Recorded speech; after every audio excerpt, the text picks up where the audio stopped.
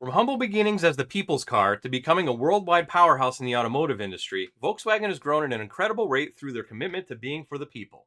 In today's video, we'll go over Volkswagen's simple beginnings and see how they expanded to own some of the most iconic brands today. So let's start off, as we always do, with history.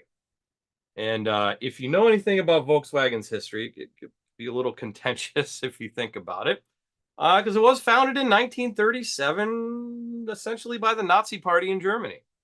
The original Beetle design, however, was designed by Ferdinand Porsche, which you probably know that name, and that's going to come up a little bit later. It was meant to be in the form an affordable family car, because back then, if you owned a car, you were considered, pretty well off because they didn't have the real affordable cars over there, like the Model T and such that we had over here. So Volkswagen in German translates to people's car. So it was revived after World War II, because obviously that put a damper on things. But it was revived after World War II by British officer Ivan Hurst, who was stationed over there. Sales of the Beetle did well all the way through the 1960s. I mean, if some places still, there's tons of them on the road.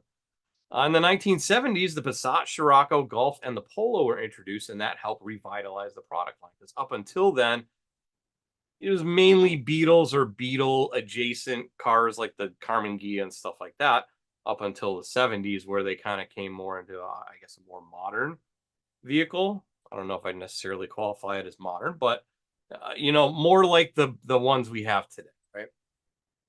So they went and acquired companies throughout their lifetime too. So acquired Audi in 1964. They actually acquired Lamborghini in 1998. They were part stakeholders in Porsche up until 2012, where they fully acquired Porsche at that point. And Volkswagen Group worldwide currently owns Volkswagen, Audi, Lamborghini, Porsche, Bentley, Seat, Skoda, Cupra, and Ducati motorcycles. They also own numerous heavy truck brands such as MAN, Navistar International, and Scania. So a lot of those, as you may recognize, that's over European side of things, like the Seat and the Skoda and the Cupra, and MAN and Scania over there. So they're a very large group as far as what they own and what brands they own. Right? Now, as far as sales, we're going to see that here in a sec. And that's a brief history of Volkswagen Audi Group. I hope you learned something from this video.